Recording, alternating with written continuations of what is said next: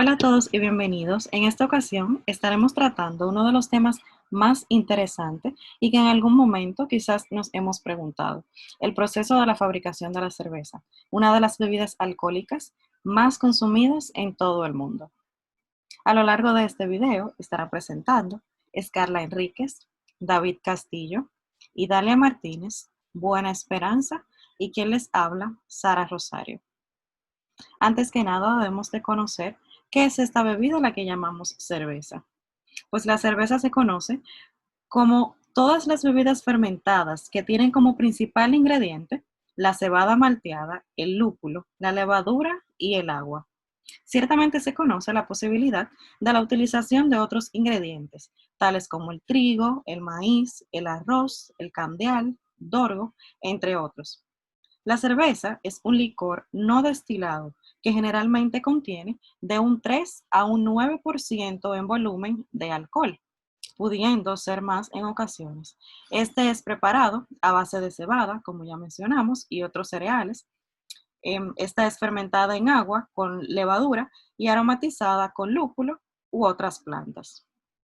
Las características generales de la cerveza dependerán de la materia prima que se utilice para su elaboración, pero podemos citar ciertas características que son generales, tales como su graduación alcohólica, que como ya mencionamos va de un 3 a un 9%, siendo aquí en la República Dominicana un 7% el máximo por ley. El máximo mundial es de hasta un 67.5%, lo cual, como ya nos imaginamos, es algo muy poco habitual. El color de la cerveza está determinado por la materia prima y por el tostado de la malta. Su espuma dependerá totalmente del gas carbónico que contenga la cerveza al momento de servirla, así como también de las proteínas que se conservan al final del proceso de su elaboración. El brillo y la transparencia son dos aspectos muy importantes, ya que toda cerveza debe de permanecer con esta apariencia brillante y esta transparencia, ya que cuando está turbia lo que nos indica es que ésta ha tenido un mal proceso de filtración o algún tipo de contaminación por microorganismos o el oxígeno.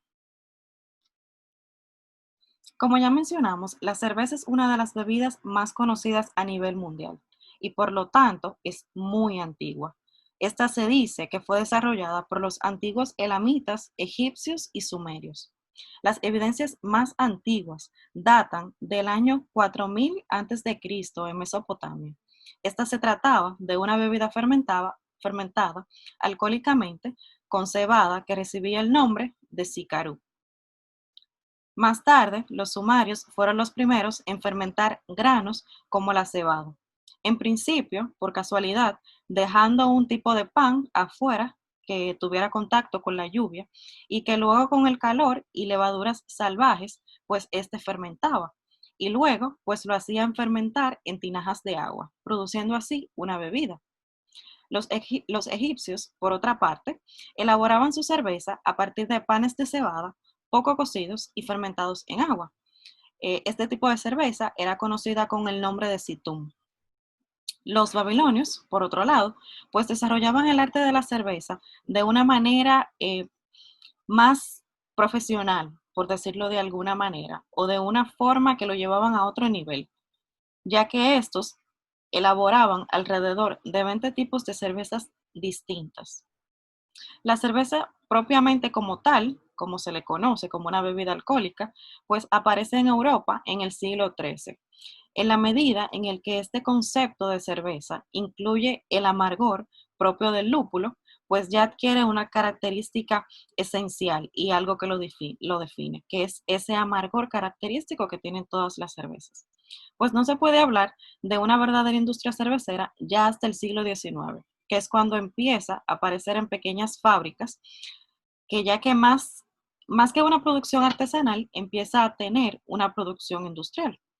La primera gran fábrica de cerveza, pues aparece en España, abierta en el 1864 por Luis Mortis en Barcelona. Ya durante el siglo XX, pues es cuando comienza la producción en masa de la cerveza. Ya en la actualidad, pues conocemos la cerveza a gran escala. Existen cientos y cientos de industrias, siendo una de las más productoras el país de China, los Estados Unidos, Brasil, México, Alemania, Japón, Polonia, Rusia, Reino Unido y Vietnam. La historia se torna un poco diferente cuando ya en el 1795, con el Tratado de Basilea, pues es que se registra la apertura del comercio internacional. Y pues con ello es que llega el consumo de la cerveza a la isla de Santo Domingo. La primera resolución del Estado Dominicano para una fábrica de cerveza, pues fue ya en el 1882, con el ingeniero francés Petit-Pierre Pellion. Ya para el año 1890, Simon J. Flateau, pues este logró que el gobierno dominicano creara una concesión para la primera fábrica de cerveza. Luego, ya para el año 1893, pues se creó la Gran Fábrica Nacional de Cerveza con una capacidad de 30,000 barriles de 50 galones. En ese momento, pues se inició la venta al público de la cerveza.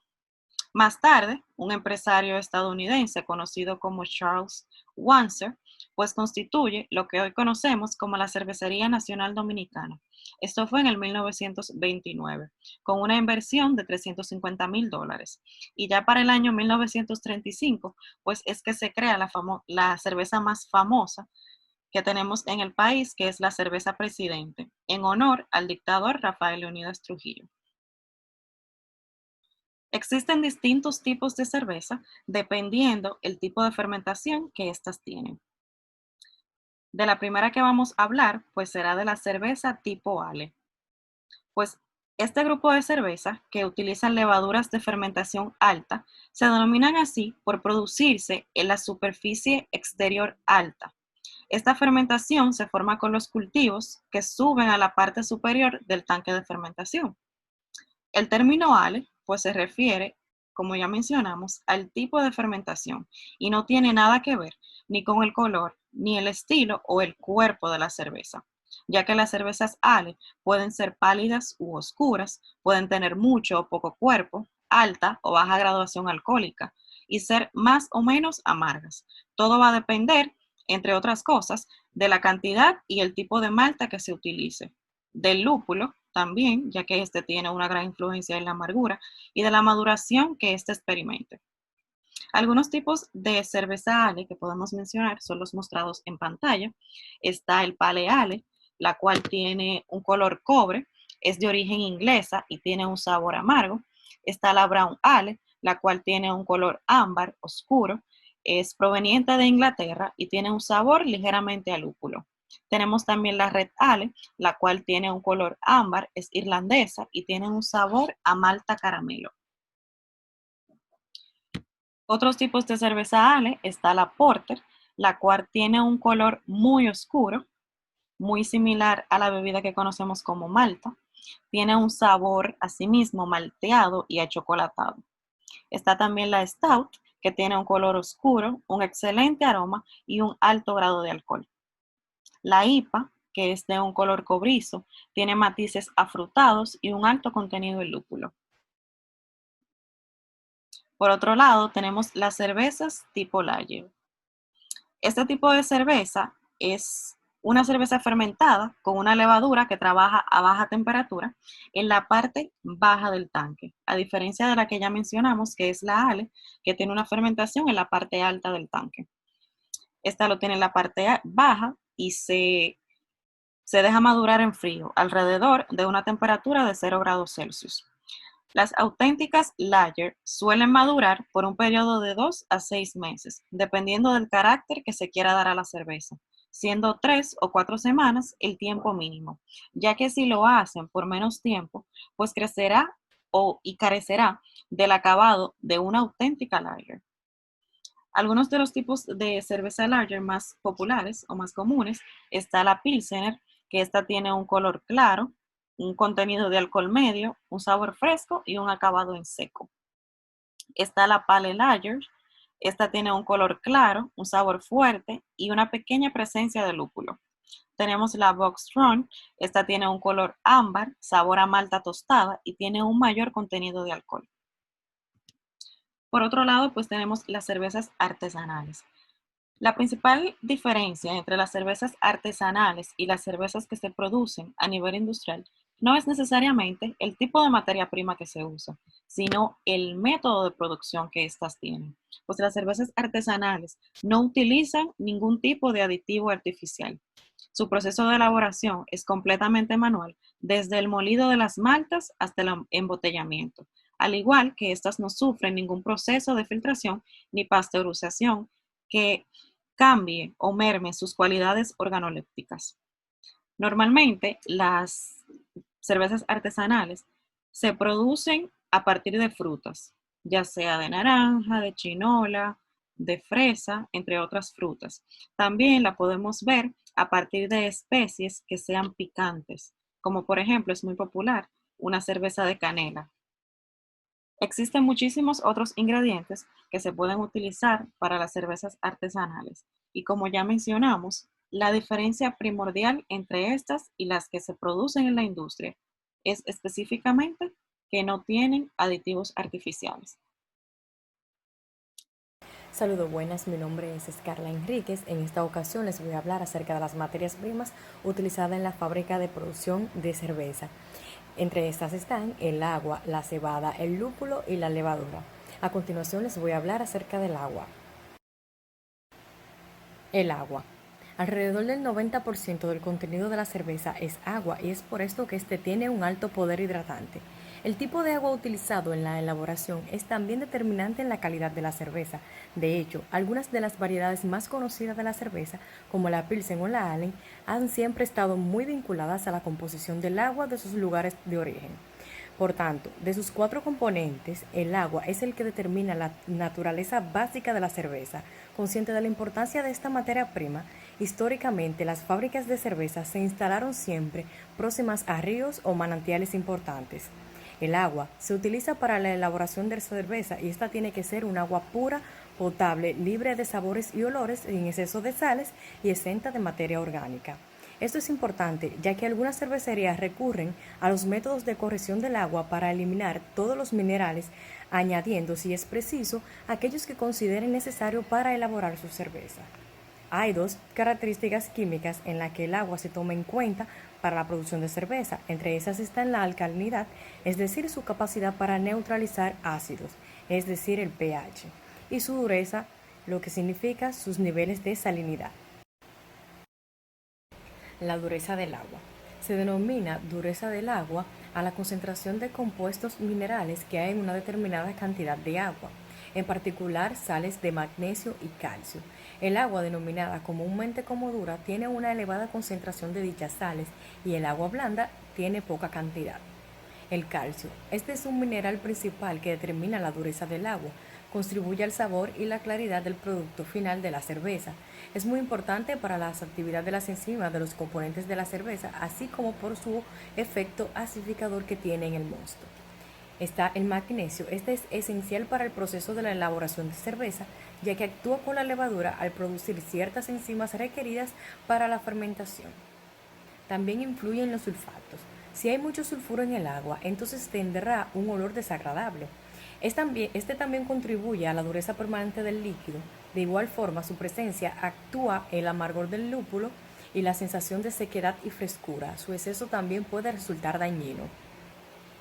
El agua con altos niveles de dureza, es decir, con más sales, se utiliza en las cervezas oscuras y el agua blanda, es decir, con menos sales, se utiliza para las cervezas claras.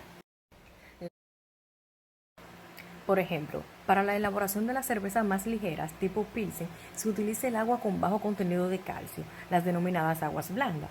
Las cervezas oscuras, en cambio, se pueden elaborar con agua más dura, pero son las aguas medianamente duras las preferidas para la elaboración de la cerveza, sobre todo si son ricas en sulfato de calcio, ya que estas producen un pH más ácido que potencia la acción enzimática de y no disuelven los polifenoles que contribuyen a dar sabor a la cerveza, lo cual debe tener un mínimo de nivel de dureza de 150 ppm de carbonato de calcio.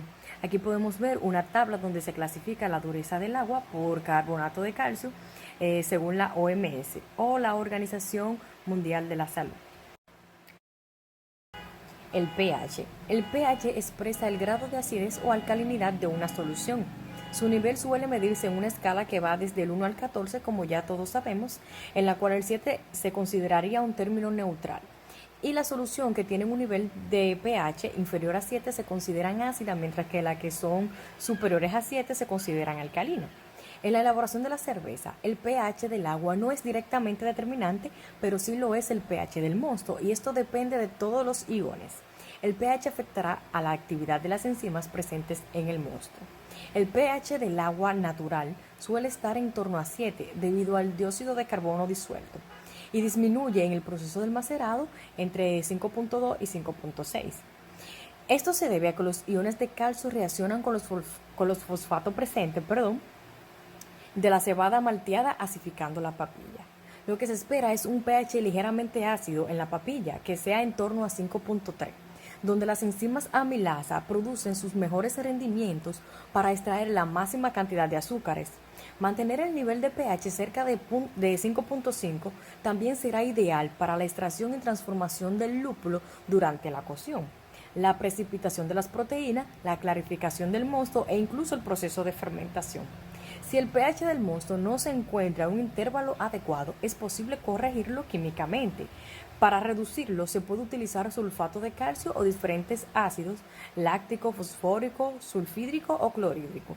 Y si es para aumentarlo, se pueden utilizar carbonato de calcio.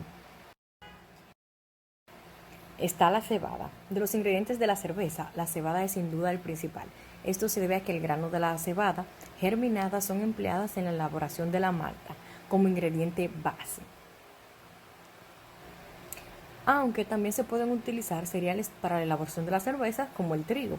El grano de la cebada es más rico en almidón y posee las proteínas suficientes para proporcionar el alimento necesario para el crecimiento de las levaduras. Además, las sustancias nitrogenadas favorecen a la formación de la espuma. La cebada se cultiva principalmente en climas templados, dependiendo de la variedad y la época de siembra. Esta florece en invierno, primavera o verano. No todas las variedades de cebada son óptimas para la elaboración de cerveza. Se utilizan las denominadas cebadas cerveceras, aptas para ser malteadas y en última instancia esta poder ser utilizada en la elaboración de la cerveza. La malta. La malta es el punto de partida para la elaboración de la cerveza. Para obtener el indispensable recurso de la malta, es necesario partir de un cereal, y la cebada es sin duda el más popular, el cual dotará a la cerveza de sus elementos distintivos, como el color, el sabor, la aroma y la textura. El proceso de malteado. En la primera etapa de este procedimiento es la limpieza o la selección del grano. En esta etapa se eliminan todas las impurezas de la cebada, donde se seleccionan los mejores granos, los de mejor tamaño, los de mejor textura homogénea, ya que cualquier defecto puede afectar el producto final. Entonces, luego de esto se puede iniciar con el proceso del malteo. Luego sigue la recepción o almacenamiento de la cebada. Cuando la mercancía llega al almacén, debe realizarse un control de calidad, donde se compruebe el olor, el color y el tamaño del grano, utilizando los granos de mayor tamaño para este procedimiento. La humedad debe estar comprendida entre un 11 y un 13%. De no ser así, entonces debería de ser secados antes de almacenarse en silos acondicionados con la temperatura, con la humedad y la ventilación adecuada. Sin embargo, el grano no suele ser almacenado durante más de 6 semanas debido a la inactividad del germen. Luego sigue el remojo. Para la activación enzimática se deben aumentar los niveles de humedad entre un 35 y un 45%. Para ello se sumergen los granos a unos 15 grados centígrados, oxigenando el agua con frecuencia para que el embrión no se ahogue. De hecho, en esto se retira el agua y comienza la etapa del descanso, donde los granos reposan durante 2 o 3 días con unas condiciones de humedad y temperatura idónea para que el grano pueda germinar. Seguimos con la germinación. Al final de la etapa de descanso, el embrión comienza a germinar. Este proceso, las proteínas se descomponen en aminoácidos y las paredes de las células en almidón y betaglucanos. Los granos se extienden con una humedad y ventilación adecuada para que éste germine. Entonces, el proceso durará aproximadamente unos 5 días, obteniendo así una malta verde. Seguido por el secado. La germinación se interrumpe mediante el secado Esta parte del proceso elimina el agua hasta conseguir un 4% de humedad en el grano, seguido del limpiado o la eliminación de las raíces. Una vez secado el grano, se retiran las raíces y tallos producidos en la germinación. Estos restos se destinarán para el uso animal por su alto contenido de proteína, siendo el resto empleado entonces para la elaboración de la cerveza. Luego sigue la conservación de la malta, que es la última etapa, debido a que las reacciones internas del grano pueden continuar. Esta se conserva a la temperatura ambiental durante un periodo de 4 a 6 semanas, aunque el producto puede prepararse o permanecer almacenado más de un año sin que se pierda la intensidad del sabor. El lúpulo. Una de las principales características de la cerveza es su sabor amargo y su penetrante aroma. Sin el lúpulo, uno de los ingredientes esenciales, la cerveza perdería esto, ya que es la flor principal responsable de la gran parte de su sabor y su aroma. El lúpulo es el brote o la flor hembra de una planta trepadora de origen canabáceo que posee un leve efecto antibiótico contra las bacterias, y su fin principal dentro del proceso de la elaboración de la cerveza es dar estabilidad y sabor amargo, que es la que contrarresta el sabor dulce de la malta. Este sabor amargo es dado por las glándulas internas de la flor llenas de resina llamadas lupulinas de color amarillento. Estas contribuyen a la formación de la espuma y ayudan también a darle conservación a la cerveza. El lúpulo contiene unas resinas con ácidos alfa y beta, los cuales hay que tomar en cuenta al momento de fabricar la cerveza. Los ácidos alfa son los que se añaden el sabor amargo y tienen sus propiedades antibacterianas. Cuanto más ácidos alfa se añaden a la cerveza, más amargor se le dará. Para mezclarlo con el mosto se debe hervir el lúpulo. Cuanto más dure la ebullición, entonces este ácido alfa se liberará y mayor será el amargor de la cerveza. Los ácidos beta, estos son los que aportan el aroma y no es necesario hervirlo para ser liberados. Además, son aceites muy volátiles que se pueden perder en el momento de la ebullición. Por tanto, lo mejor es añadir este ácido en la ebullición o una vez finalizada la misma, directamente en el fermentador, haciendo un dry hopping, que en realidad es como una maceración en frío, durante el cual los compuestos químicos aromáticos que contiene el lúpulo pasan a la cerveza sin aportar amargor. La levadura. Las levaduras son microorganismos que se encargan de transformar las azúcares provenientes de la malta en alcohol. Esto se lleva a cabo en los tanques de fermentación, en donde se tiene que cuidar detenidamente la temperatura. Se ocupan además de modificar ciertas proteínas simples y lípidos procedentes de la malta y de los lúpulos en otros compuestos que aportan sabor a la cerveza.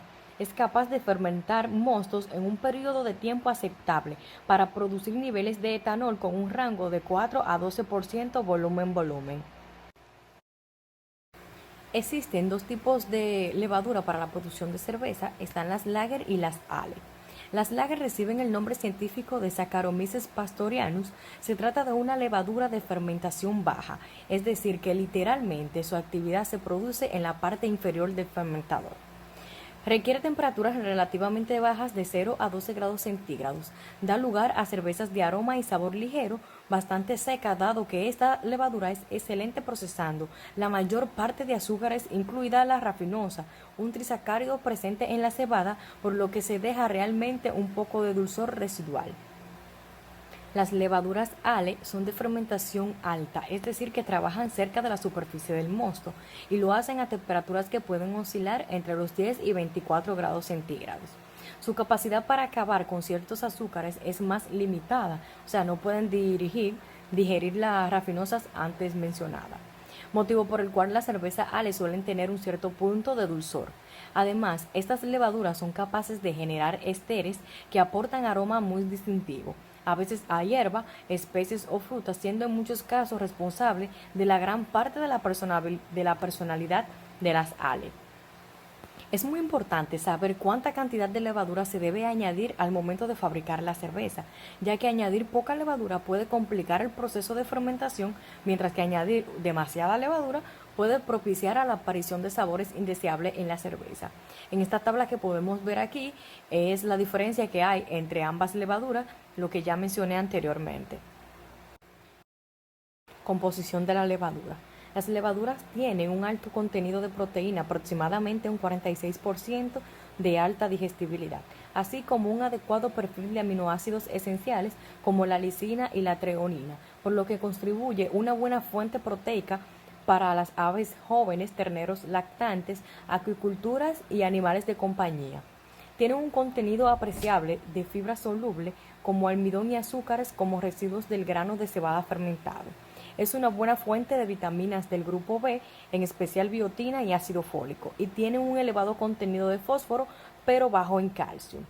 La levadura comprimida tiene un 75% de humedad y 25% de sustancia seca. De esta, el 90 al 95% es materia orgánica. El resto son sustancias inorgánicas, minerales compuestos por potasio, fósforo, magnesio, calcio, silicio, fósforo, entre otros, y ceniza. Las sustancias orgánicas están constituidas por carbohidratos, aproximadamente 45%. De la materia nitrogenada tiene un 50%, el 90% de proteína y el 10% de productos de degradación de proteínas como los péptidos y los aminoácidos. Tiene grasas también de 1.5 a 3%, vitaminas de 0.5 miligramos por gramo, o sea, complejo B contiene también, y enzimas, pero son muy pocas activas.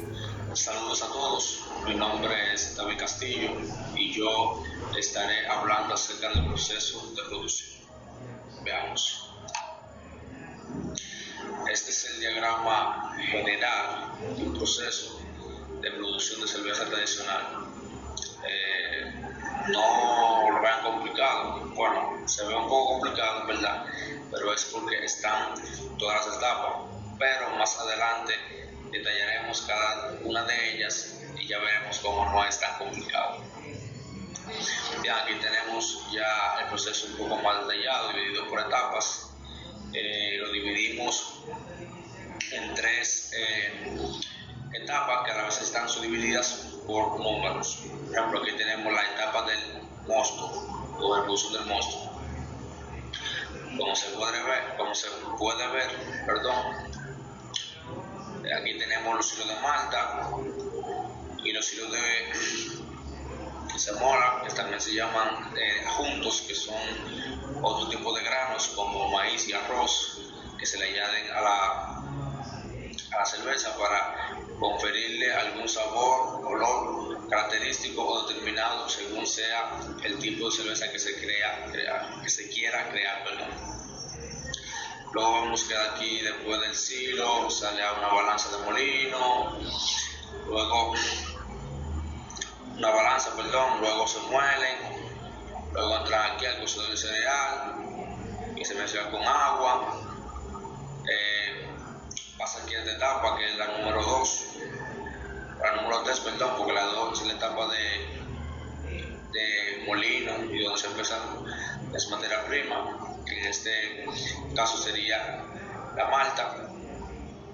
Luego va un macerador y así sucesivamente se puede ver cómo se van viendo todas las etapas en el diagrama. No se preocupen, se detallarán más adelante cada etapa. Simplemente estaba dando un recorrido para que se pueda entender más o menos el esquema del proceso. Aquí continúa, etapa 6, etapa 7, comienza con desde el enfriado del mosto, que fue la combinación de la etapa anterior. Luego sigue aquí con un tanque de fermentación. Aquí tenemos la recuperación del dióxido de carbono y así sucesivamente. Y por último aquí tenemos ya lo que es la etapa del envasado, que consta de la etapa la etapa final ya, donde la cerveza se envasa y se guarda para su posterior distribución. Bien, tenemos la etapa número 1, que es la etapa de transporte, recepción y almacenamiento de materia prima.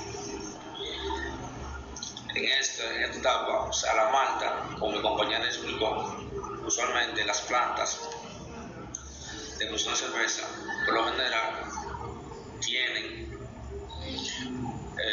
una planta de malta aparte de la de producción de cerveza, la cual se denomina maltería. Esta malta es transportada desde la maltería por medio de sacos. Estos sacos tienen que ser de polietileno para evitar la humedad, debido a que si no se utilizan este tipo de sacos, entonces la malta podría adquirir humedad en el camino y podría dañar nuestra materia prima principal. Luego estos usualmente se transportan en grandes camiones acondicionados, obviamente, para evitar la humedad y lograr llevar ese cebado o esa materia prima en las últimas condiciones para el proceso. Luego, ya estando cerca de la cervecería, se utiliza un transporte neumático, como se puede observar en las figuras. Viéndose la malta, se recibe y se almacena en estos grandes tanques llamados silos. Luego estos se mueven mediante tolva y pasan por un proceso de limpieza para retirar materiales extraños que estén mezclados con la malta, es decir, piedras, espinas, objetos metálicos, granos diferentes a la malta, etc. La limpieza se suele realizar con un tamiz de arena o un ventilador extractor y un separador de polvo. Un ejemplo de esto ilustrativo es la imagen que tenemos aquí debajo. Bueno, entramos a la etapa número 2, que es la molienda. La malta se muele para poder efectuar la extracción, para poder extraer sus componentes con agua. Por eso existen dos tipos de molienda, una molienda en seco y una molienda en húmedo. A esta extracción también se le denomina maceración o proceso de masas. Mientras más fino se muela, mayor será la extracción, pero eso tiene un inconveniente, porque la capa de afrecho que se forma, definiendo afrecho como el desecho que se produce luego que se descanta, hablaremos de él más adelante. Entonces, si la masa o si la molienda es muy fina, eso no supone una mayor extracción, pero también tenemos inconvenientes, porque la capa de afrecho que se forma sería muy compacta. Esto dificultaría la filtración en las ollas de filtración y se pierde el mosto. El mosto es como un tipo de fusión que se forma cuando se calienta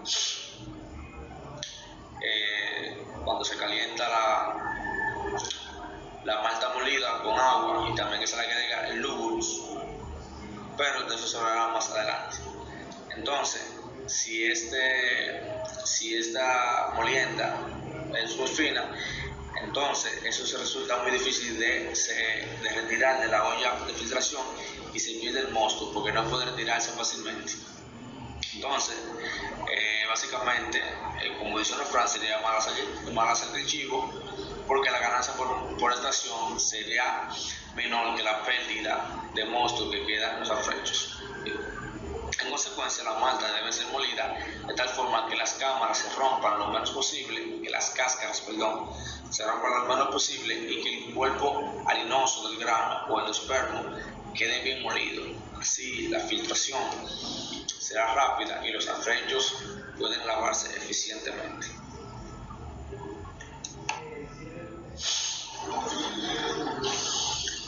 Usualmente para la molienda utilizamos un molino, un molino de 5 rodillos. Dichos molinos son ajustables, como se muestra en la imagen. Los tamaños pueden variar de 600 y 250 milímetros. El consumo de potencia es de 2 a 4 caballos de fuerza por kilogramo, y la capacidad de molienda es de 20 kilogramos por centímetro de longitud de rodillo. Un dato importante es que no debe molerse con mucha anticipación, porque la malta es higroscópica, es decir, esta absorbe humedad del medio. Entonces esto podría estropear nuestra materia prima, haciendo o ocasionando que se acidifiquen las harinas. Bien, ahora tenemos lo que es la diferencia entre la molienda húmeda y la molienda seca que habíamos mencionado anteriormente. La diferencia fundamental es que en la molienda seca lo que se pretende es la separación de las partes anatómicas del grano, es decir, el endospermo, el germen y el pericardio. Por el contrario, en la molienda húmeda lo que se requiere es la separación de componentes químicos de los granos de cereales, es decir, el almidón, la proteína, la fibra, entre otros. Es por ello que el objetivo de la molienda seca es obtener la mayor cantidad de harina, es decir, el endospermo, que contiene tanto almidón, gluten y algo de fibra.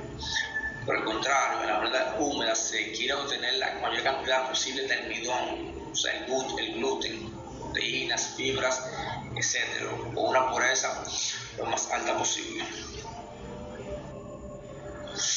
Bien, ahora tenemos la etapa número 3, que es el cocimiento del cereal, que es el cocimiento del cereal, que es lo mismo que la formación del mosto. Esto consta de varias etapas. La primera etapa es la maceración. La maceración, que es la etapa fundamental de la elaboración de la cerveza. En ella se extrae de la materia prima los compuestos solubles, así como los que se solubilizan por acción enzimática, con determinada cantidad de agua a temperaturas convenientes durante un tiempo apropiado, de entre 1 hora y media, con una temperatura de 35 a 100 grados Celsius. Y otras en olla de mezclas a 74 grados Celsius por 1 hora y media aproximadamente. La maceración se realiza con el fin de obtener de la malta molida o de una mezcla de malta y juntos, como definimos anteriormente, pueden ser otros tipos de granos como arroz, maíz, etc., la mayor cantidad posible de extracto de las mejores cualidades para producir cerveza. Las principales transformaciones que ocurren en la maceración son: número 1, aminólisis, que es la degradación del almidón; número 2, proteólisis, que es la degradación de las proteínas; número 3, transformación de los compuestos orgánicos de fósforos; número 4, transformación de los lípidos y de gomas, es decir, estas se denominan como transformaciones menores.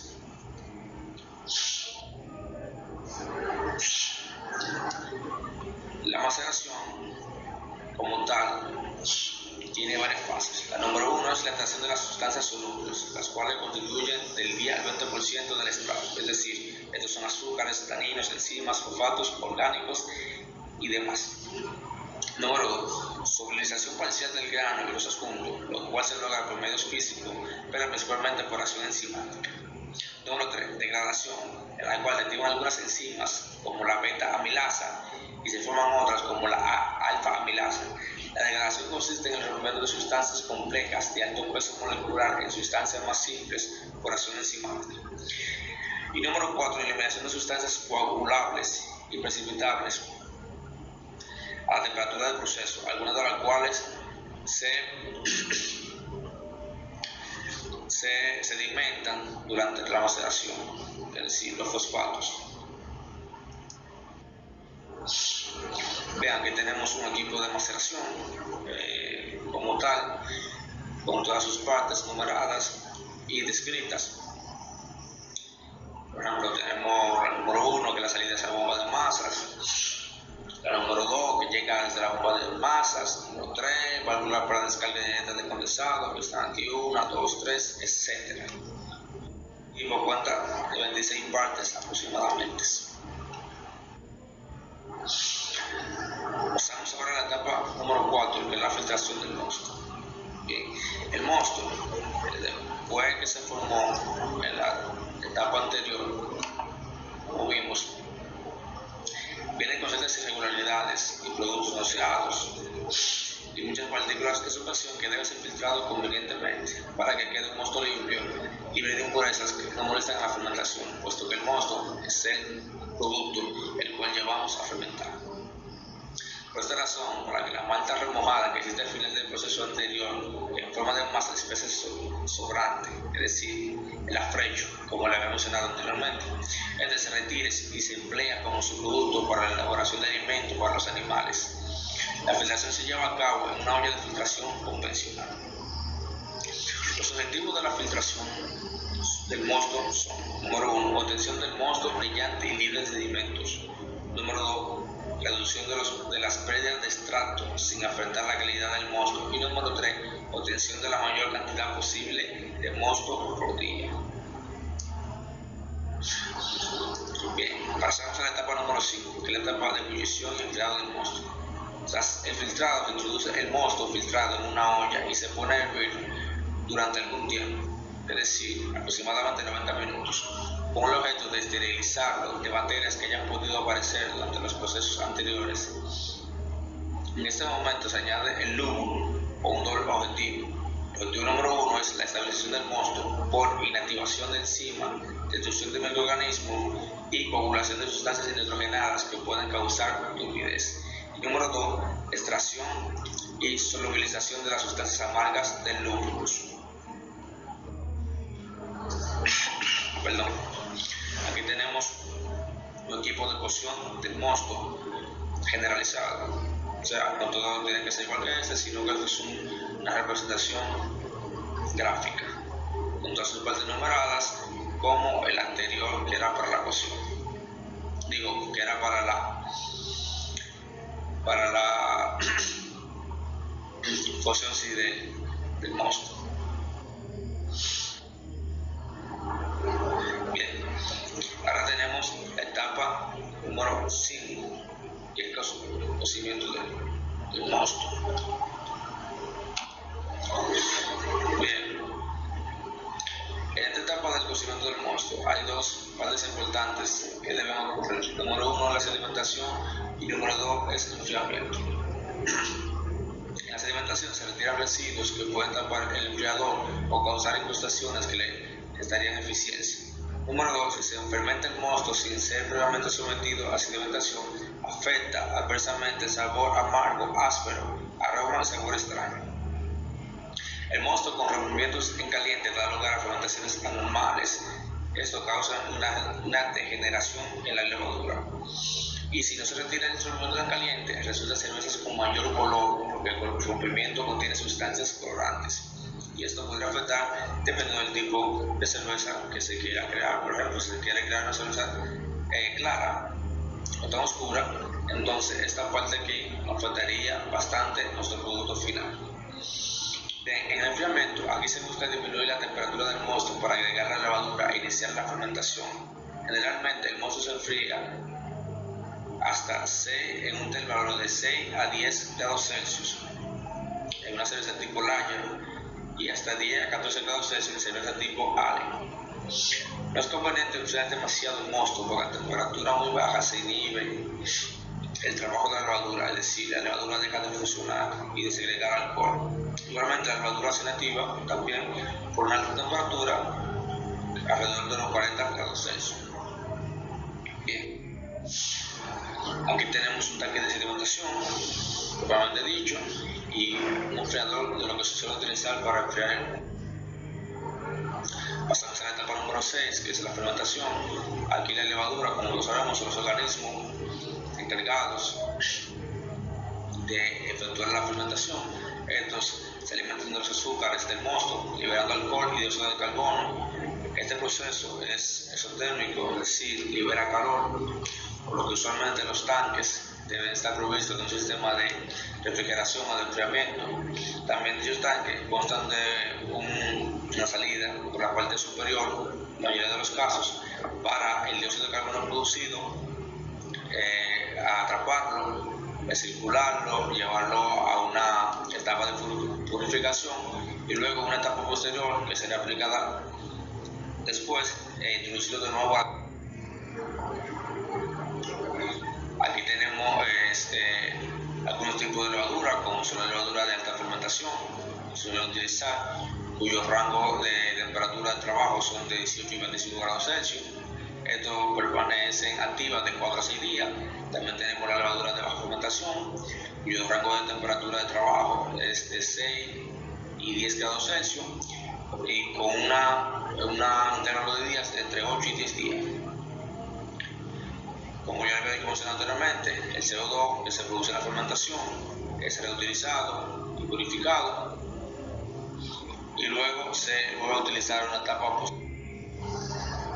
Aquí tenemos algún ejemplo de tanque de fermentación. tenemos tanques de madera, tanques de polietileno, tanques de acero inoxidable y tanques de fibra de vidrio. Los más utilizados son tanques de acero inoxidable y tanques de madera, aunque mayormente a nivel industrial estos son los más utilizados. Pero todo dependerá del tipo de cerveza que se quiera crear y obviamente del maestro cervecero que está a cargo del proceso de producción. Bueno, una parte importante del proceso es la inoculación del mosto. Esto se crea o se hace a la hora de agregar la levadura al mosto. Si nos fijamos en esta imagen, aquí se detallan las etapas o los pasos, que deberían seguirse para luego agregarle la materia prima al mosto. Número 1 sería espaciar la levadura en un volumen de agua equivalente a 10 veces su peso. Se agita suavemente, se deja en reposo y luego esta solución se agrega al tanque o al recipiente donde se encuentra el mosto. Como dice el texto, una de las formas de incorporar la masa de levadura es agregando en línea como le he explicado anteriormente. Cambia el fermentador, en vez del motor, o sea, una vez cuando estamos transportando las tuberías el mosto al tanque donde se va a fermentar, en este preciso momento, ahí deberíamos agregar la levadura. Otra es mezclar el mosto frío y la levadura en un tanque iniciador, o sea, un tanque aparte, esto se conoce como el starter o el iniciador, antes de transferirlo al fermentador. La importancia de este proceso de inoculación del mosto es que disminuye el gasto de levaduras. Y como ustedes sabrán, las levaduras no son nada baratas, dependiendo obviamente del tipo de levadura que utilicen. Mientras más de más alta calidad sean las levaduras, o si se producen, o si la planta la produce, o si se produce en la planta, no son para nada baratas. Entonces la importancia de este procedimiento de inoculación del mosto es que me permite disminuir el gasto de levadura. Esto es porque mientras más cerveza se hacen, o sea, más significante será el costo de levadura, obviamente, porque es una relación directa, teniendo en cuenta que se necesitan entre 1.5 gramos a 1.8 gramos de levaduras secas por litro de mosto. Bien, aquí tenemos entonces la etapa de maduración, también conocida como fermentación secundaria, lagering, guarda o acondicionamiento. Bueno, ese es el periodo posterior a lo que es la fermentación primaria, durante la cual mantenemos la cerveza en reposo a temperaturas determinadas con el fin de mejorar las condiciones organoeléctricas de la misma antes de ser finalmente consumida. La temperatura para la maduración oscila entre los 2 y 0 grados Celsius. Y si se hace la segunda fermentación, si ya su proceso o su receta requiere la segunda fermentación, pasa una etapa de reposo de 2 a 3 grados Celsius. Y luego que se acaba el proceso, entonces se enfría a menos 2 grados Celsius. Bueno, ya esto es prácticamente más de lo mismo, describiéndonos si se trata de una o más maduración, o sea, si se hace por pasos, si se hace directamente. Porque la maduración se lleva una sola etapa, o sea, se deja reposar en un solo contenedor, entonces suele reposar durante 2 y 3 semanas. Si se hace en 2 etapas, o sea, una segunda fermentación, o sea, se mueve de un tanque a otro o de un recipiente a otro. Entonces el tiempo de la primera etapa comúnmente es de 2 semanas. El tiempo de acabar la segunda etapa dura aproximadamente 1 semana. Ahora, hay que tener en cuenta que si es muy corto el tiempo de maduración, entonces la cerveza tendrá un sabor verde. Es decir, verde quiere decir cuando está prácticamente en su etapa de iniciación, o sea, que no ha madurado. O sea, no precipita suficientemente las sustancias que causan estabilidad química deficiente. O sea, no se clarifica bien la cerveza, que eso es un gran problema. Por problemas de filtración, el sabor se suaviza demasiado, o sea, pierde el cuerpo característico de la cerveza. El amargo también lo pierde, es decir, queda muy simple y puede también que sepa muy dulce. Y también puede prestar sabores a levadura a utilizar. Y esto es un gran inconveniente debido a que esto ocasionaría que se pierda salina de producción, por lo que debemos tener mucho cuidado en esta etapa de maduración. Luego pasamos, anterior a pasar a la etapa de carbonación, tenemos que la maduración tiene por objeto lo siguiente. Número 1, acumulación o almacenamiento de la cerveza. Número 2, dejar sedimentar naturalmente la materia amorfa y la levadura que aún tiene la cerveza. Número 3, definición de sabor por eliminación de las sustancias que causan el sabor verde. Es decir, estos sabores son causados por compuestos de azufre volátil. Número 4, separación por precipitación de los compuestos que se forman al ser enfriada la cerveza. Y número 5, completar la atenuación, es decir, una homogenización en color, sabor y demás. Si no ha sido alcanzada, si esta no fue alcanzada en la primera fermentación. Este proceso de carbonatación básicamente consta de que en los procesos anteriores puede que algo del CO2 se haya perdido. Entonces, simplemente el CO2 que se produce en la fermentación primaria se purifica y luego se inyecta nuevamente a la cerveza.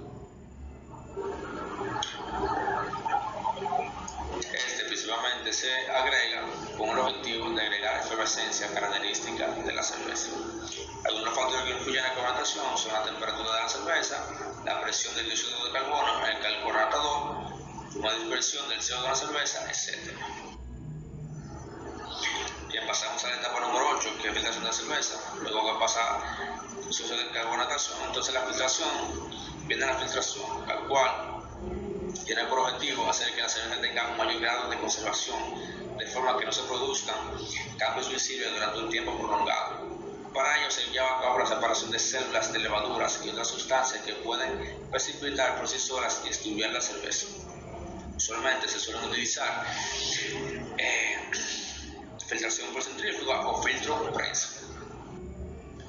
Ahora, un tipo de filtrado comúnmente utilizado son la filtración con tierras diatómenas y por el sistema o el aparato Kieselguhr. Las tierras diatómenas son extraídas de rocas sedimentarias blancas, muy porosas y ligeras, las cuales presentan excelentes propiedades de absorción.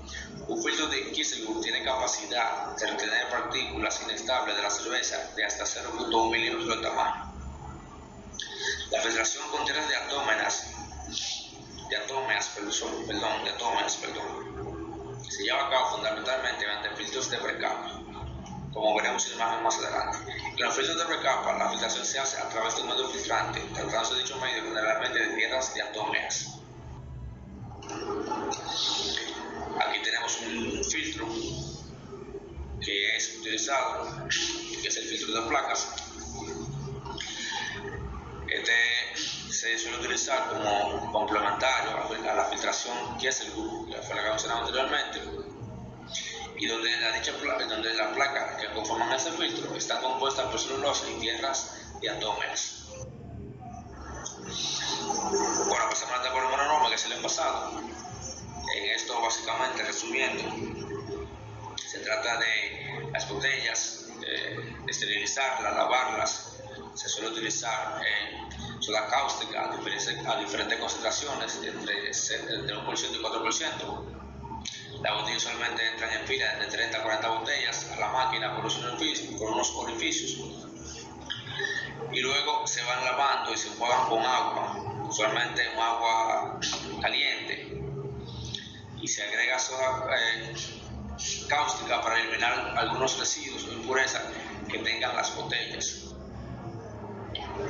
Luego tenemos, una vez purificada y utilizada la botella, vamos al envasado, que se hace en un proceso automatizado, la cual llena la botella por una calibración previamente establecida a la cantidad de litros o a la capacidad del recipiente o de las botellas en este caso.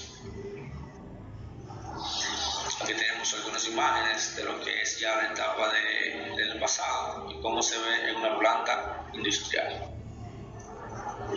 Por último, tenemos lo que es la etapa número 2 o pasteurización etiquetada.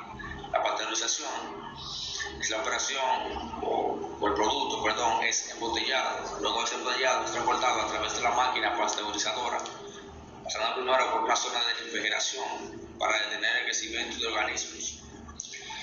Después se lleva lentamente la bebida hasta aproximadamente 160 grados Fahrenheit, que serían unos 70 Celsius, en un baño de temperatura controlada, y ahí se mantiene durante el tiempo requerido para asegurar que todo el contenido de la botella ha sido pasteurizado.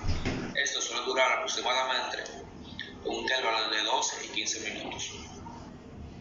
Esto básicamente fue el proceso, de manera resumida, del proceso de producción, la redundancia, de cerveza. Espero que le haya gustado y le haya servido para sus conocimientos y que hayan enriquecido sus conocimientos que quizá ya tenían, y los que no, pues que hayan adquirido algo de conocimiento. Muchas gracias y hasta la próxima. Hola, mi nombre es Idalia y voy a estar hablando sobre lo que son las innovaciones y la gestión de calidad de la cerveza. La cerveza es la bebida alcohólica más consumida en el mundo. Se requiere mucho más que juntar sus ingredientes para satisfacer las necesidades y exigencias de los consumidores. Aunque esta en esencia no ha cambiado su forma de fermentación, sí se ha evolucionado partes del proceso para obtener mejor calidad del producto y otros tipos de cerveza. Esta gigantesca empresa o industria de cerveza ha ido innovando en una serie de puntos.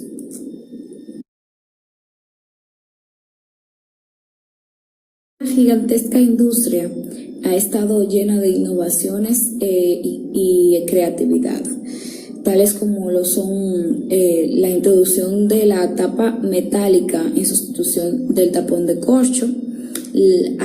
También se le agregó el gas carbónico.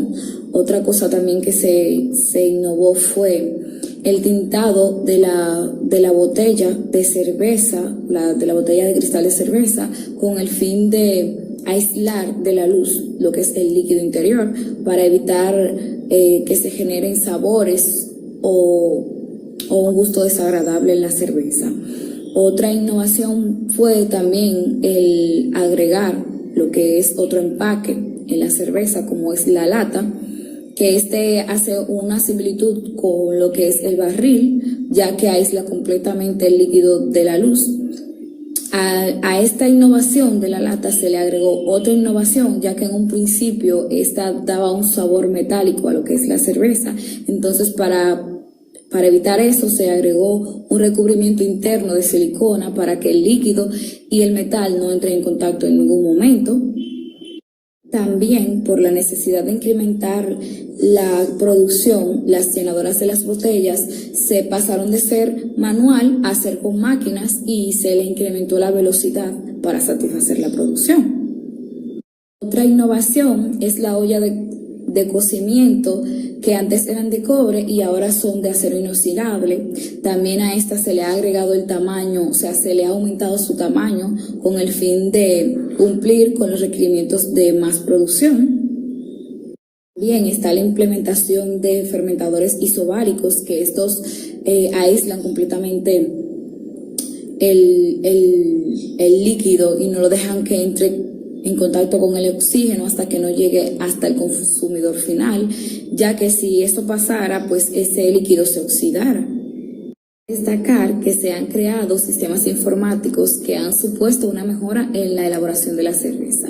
Es decir, se ha automatizado el proceso, creando sensores capaces de mejorar y controlar la producción en cada etapa del proceso. La innovación ha sido la inteligencia artificial para encontrar el sabor perfecto gracias a la tecnología. Estas crean recetas nuevas, dando lugar a lo que son nuevos productores y la diversificación de lo que es la cerveza. La sostenibilidad, también apreciada por ese consumidor de exigencias, es otro factor de innovación para lo que es el sector. Esto se refleja en lo que es de ahorro energético, aprovechamiento del calor, menor consumo de agua, la utilización de fertilizantes orgánicos a fin de minimizar la huella ambiental, también lo que son la reducción de emisiones y la reutilización de los envases y empaques, como también la valoración de los residuos. Un ejemplo clave de esta sostenibilidad es la implementación de materiales biodegradables en sustitución de la botella de vidrio. En este renglón podemos destacar un diseño que hizo la cervecería Carlsberg de una botella de cerveza sostenible con fibras de madera y papel. O también, como es el caso en los anillos que sostienen los six packs de las latas de cerveza, que también se están diseñando con materiales biodegradables en sustitución a los de plástico. Gestión de calidad. El proceso de control de calidad es fundamental para conseguir los objetivos de producción, por lo cual este se lleva a cabo en cada una de las etapas del proceso. Estos controles se llevan a cabo sobre aquellos parámetros que afectan directamente los requisitos de calidad del proceso, con el fin de asegurar una cerveza libre de contaminantes, con una gran consistencia y maximizar el rendimiento del proceso de producción. Estos controles se realizan sobre 3 grandes grupos, que son la materia prima, el proceso de elaboración per se y el mosto y producto final. Los requisitos aplicados a las materias primas pueden ser una definición concisa de las características de esos ingredientes que se necesitan para la producción. También son las especificaciones de las materias primas para la receta. Por ejemplo, se hace un análisis completo de lo que es el agua, sus características y especificaciones. También se puede hacer un control analítico en lo que es la malta, tal como lo es la granulometría, contenido de proteínas, también la humedad, su poder enzimático o su rendimiento. Cabe destacar también que algunos de estos datos son proporcionados por los proveedores de estas materias primas a las industrias. Por otra parte, a la levadura se le hace un análisis con el fin de detectar si no hay contaminantes antes de entrar a la siguiente etapa, que es la producción. En los controles de calidad sobre el proceso se deben definir los parámetros más significativos de cada etapa del proceso y guardar un registro de todos esos parámetros. Estos parámetros pueden ser el pH, la densidad, etc. Por ejemplo, durante la maceración, el pH es fundamental para mantener el grado de tracción de los azúcares y con ello obtener el pH ideal del trabajo de las enzimas. Otro factor muy importante en la maceración es la densidad y la temperatura, que se hace tomando una muestra de control de calidad. También durante la filtración es muy importante el pH de lavado, ya que este maximiza la extracción. Un control de calidad en el proceso es de vital importancia, ya que este nos da unos valores, o sea, nos da a conocer cómo están los valores establecidos en el proceso. O sea, nos permite ver si sigue los parámetros de máximo y mínimo establecidos para la elaboración correcta de la cerveza.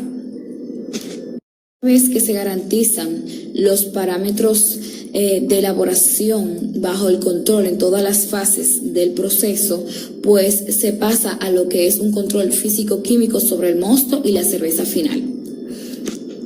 Antes de hacer este control físico-químico, se le agregan los que son los grits al mosto. Estos se extraen de lo que es el arroz y el maíz y aportan un mayor color. También dan un sabor más agradable, mayor luminosidad y estabilizan lo que es la espuma en la cerveza. Control de calidad en el producto final y el mosto. Al mosto, por una parte, se le hace un test de fermentabilidad, se le determina el color, la densidad, la sacarificación. A la cerveza final se le determina lo que es el pH, que tiene que estar entre el 3.5 y 5, su valor. También se le hace una prueba de lo que es el pH, de lo que es el amargor, la turbidez, los grados alcohólicos, la acidez, entre muchas otras más pruebas.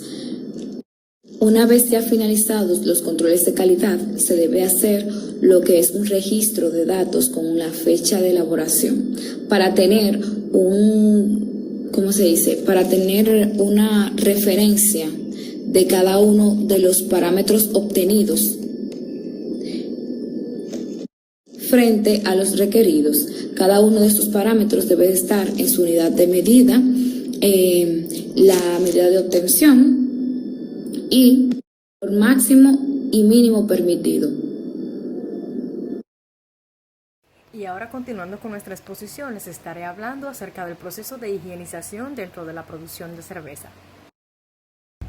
La correcta higiene de todos los elementos que intervienen en la elaboración de la cerveza es la premisa fundamental sobre la que se asienta la higiene alimentaria de este tipo de industria. Aplicar correctas prácticas de higiene van a facilitar la obtención de un producto final de elevada calidad, minimizando los costos debido a la pérdida de seguridad y de calidad organolépticas por contaminaciones microbianas. Los agentes de limpieza suelen ser álcalis, como los hidróxidos de sodio, potasio, metasilicato, carbonato de sodio, ácidos como el nítrico, el fosfórico, el cítrico y el glucónico, productos compuestos que contienen agentes quelantes como los fosfatos, polifosfatos, fosfanatos, agentes de actividad en superficies y o enzimas. En operaciones de desinfección se pueden utilizar varios productos como el hipoclorito, en iodoforos, el peróxido de nitrógeno, el ácido peracético, compuestos de amonio cuaternario, los enjuagues tras la aplicación de las soluciones de los distintos agentes de limpieza o desinfección suelen hacerse también con agua caliente. La limpieza de las instalaciones y el exterior de los equipos se hace de modo manual o semiautomático. La limpieza manual o semiautomática de las superficies exteriores de los equipos se realiza a través del rociado a presión. Para poder mantener las instalaciones, equipos, utensilios y otros equipamientos en un buen estado y a la hora minimizar el riesgo de contaminación de la cerveza, hay que establecer un procedimiento que asegure una buena limpieza y desinfección. Es importante tener presentes que estos procesos que se tienen que adaptar, adecuar y llevar a cabo con la frecuencia necesaria a cada una de las zonas y equipos pueden ser un foco de contaminación, en este caso química, dado que un mal aclarado de los contaminantes y desinfectantes pueden comportar la presencia de residuos a los equipos y por lo tanto a la cerveza acabada.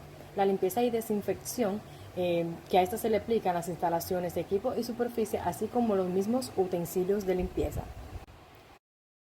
Comprobación y análisis. Diariamente hace falta hacer una comprobación visual del resultado de los tratamientos aplicados y comprobar la presencia de detergentes y desinfectantes en el agua de aclarado mediante una medición del pH.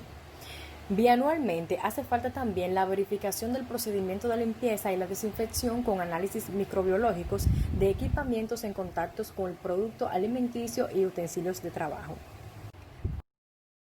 Documentación y registro. Hay que disponer de un procedimiento escrito de los diferentes métodos, productos y tiempos de limpieza utilizados por cada zona que hay que limpiar y desinfectar, como podemos ver aquí un ejemplo en la imagen de la derecha.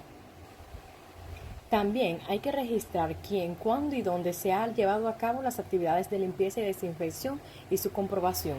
Siempre que se pueda hay que registrar esta información en la ficha de producción, como es esta ficha que vemos en la izquierda. También hay que guardar tanto los registros como los resultados de los análisis microbiológicos.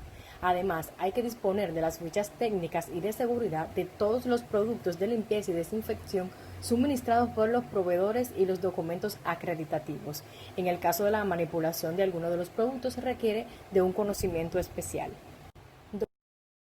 Control de plagas. La presencia de plagas como insectos y otros pequeños animales, como por ejemplo los roedores, provenientes de la materia prima o del exterior de las instalaciones, pueden ocasionar molestias o incluso problemas sanitarios a los consumidores. Para minimizar la presencia de plagas es necesario mantener las instalaciones en buen estado, limpias y en condiciones higiénicas adecuadas y sin agujeros que comuniquen con el exterior. Asimismo, en la medida de lo que ya sea posible, hay que mantener el entorno del establecimiento de manera que no favorezca la presencia y asentamiento de plagas. Se tienen que describir las medidas higiénicas adoptadas para evitar la aparición y la proliferación de plagas, por ejemplo, ordenar y proteger las materias primas del almacén, tapar los cubos de basura y retirarlo diariamente, mantener tapados los posibles depósitos de agua, gestionar los residuos de manera adecuada, especialmente bagazo, etc. La automatización de procesos en la industria cervecera. Las soluciones y los software que se utilizan para la producción de cerveza en un sistema automático, pues están diseñados para reducir el costo y el tiempo empleado en gestionar equipos y procesos y pues así aumentar la eficiencia en la industria. Un ejemplo sencillo de sistemas automatizados pues es el que se emplea actualmente, el cual es una innovación en el proceso de la pasteurización. Otro ejemplo también sería pues el que se utiliza para el proceso del envasado. Volviendo al de pasteurización, el objetivo principal de este sistema automatizado pues es que la pasteurización se realice de una forma automática, obteniendo así ventajas en costes, producción y sobre todo en la calidad del producto final. Para esto, lo que se considera es un controlador lógico programable para la adquisición, tratamiento y procesamiento de las señales generadas por los instrumentos de campo. El proceso se monitorea y se supervisa continuamente, por lo que se desarrolla un sistema conocido como SCADA, cuyas siglas son SCADA, para monitoreo en la sala de control, y para el campo se opta por una interfaz hombre-máquina. Para esto, pues se realiza un diseño integral de la automatización de este proceso basándose en un pasteurizador flash típico utilizado en una industria cervecera, en el cual se procederá a realizar un análisis de factibilidad en la realización de este proyecto, un análisis de costo y de rentabilidad, y se tomará en cuenta las diferentes normas y los reglamentos vigentes en el país en el cual se está efectuando y justamente en el momento del diseño.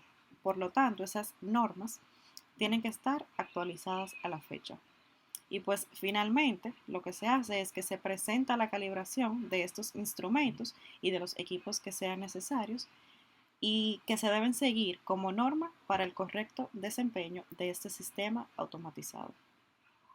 Como ya se ha mencionado a lo largo de la exposición, con el transcurso de los años, la industria cervecera va creciendo más y más y se vuelve una necesidad de que el hombre, irónicamente, se independice de los trabajos que dependen de otro hombre y empiece a depender de máquinas y de nuevas tecnologías. Esto ayuda a obtener ventajas más rápidas y más eficientes. Eso ha sido todo por esta exposición. Espero que le haya gustado y se haya absorbido todo el conocimiento. Nos vemos en una próxima.